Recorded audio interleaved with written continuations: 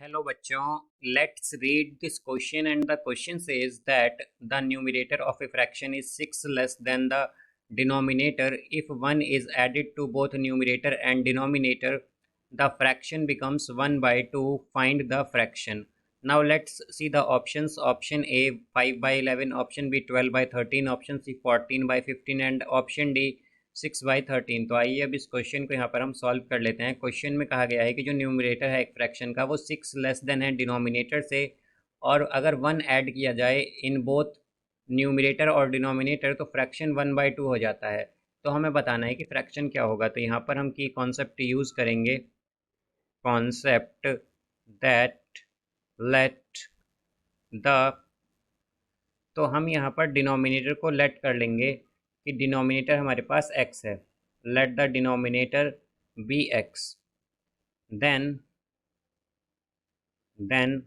Numerator, तो हमारे पास अगर डिनोमिनेटर क्या हो x हो तो डिनोमिनेटर अगर x है तो न्यूमरेटर क्या होगा, तो न्यूमरेटर हो जाएगा हमारे पास बिकम्स x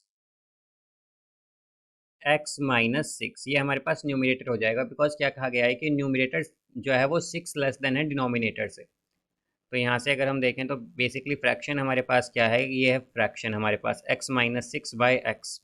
ये हमें फ्रैक्शन गिवन है क्योंकि हमसे क्वेश्चन में क्या क्या कहा गया है कि हमारे पास जो डिनोमिनेटर है अगर वो x है तो हमारे पास फ्रैक्शन क्या हो जाएगा, x -6, बिकॉज जो न्यूमरेटर है वो x -6 हो जाएगा बिकॉज हमसे कहा गया है यहाँ पर कि डिनोमिनेटर का 6 लेस है न्यूमरेटर। और आगे कहा गया है कि अगर हम बोथ न्यूमरेटर और डिनोमिनेटर में ऐड करें 1 तो हमारे पास ये 1/2 हो जाएगा। यानी कि अगर हम x -6 + 1 बाय x + 1 करें तो ये आ जाएगा 1/2। तो यहाँ से हम इसे सॉल्व कर लेंगे तो ये होगा x -5 बाय x + 1 = 1/2। तो यहाँ पर हम जब क्रॉस मल्टीप्लाई करेंगे तो क्या आएगा, 2 × x - 5 = x + 1।